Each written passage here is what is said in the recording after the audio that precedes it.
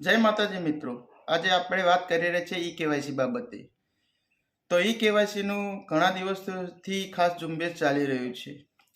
તો e KYC જે લોકોને અનાજ મળે છે એવા રેશન કાર્ડ ધારકો અને જે લોકોને અનાજ નથી મળતું એવા રેશન કાર્ડ ધારકો, આ તમામને ઈ કેવાયસી કરવું ફરજિયાત છે.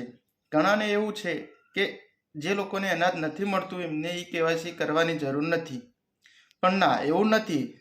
સરકારશ્રી દ્વારા જાહેર કરેલ છે કે જે લોકોને અનાજ મળે છે એમની સાથે સાથે જે લોકોને અનાજ નથી મળતું એવા રેશન કાર્ડ ધારકોને પણ ઈ કેવાયસી કરવું ફરજિયાત છે.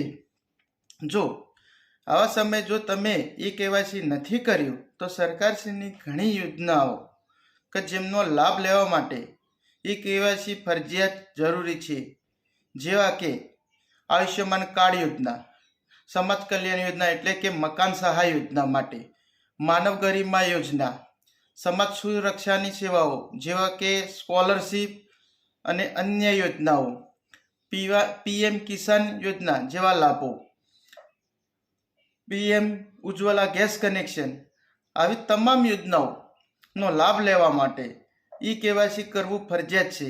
તો આપ સર્વને મારી નમ્ર વિનંતી છે કે સરકારશ્રી દ્વારા જે ઈ કેવાયસીનું ઝુંબેશ ચલાવ્યું છે તેમાં સહભાગી થઈ વહેલી તકે આવી તમામ યોજનાઓનો લાભ લેવા માટે ઈ કેવાયસી વહેલી તકે કરાવી દેવા નમ્ર વિનંતી છે.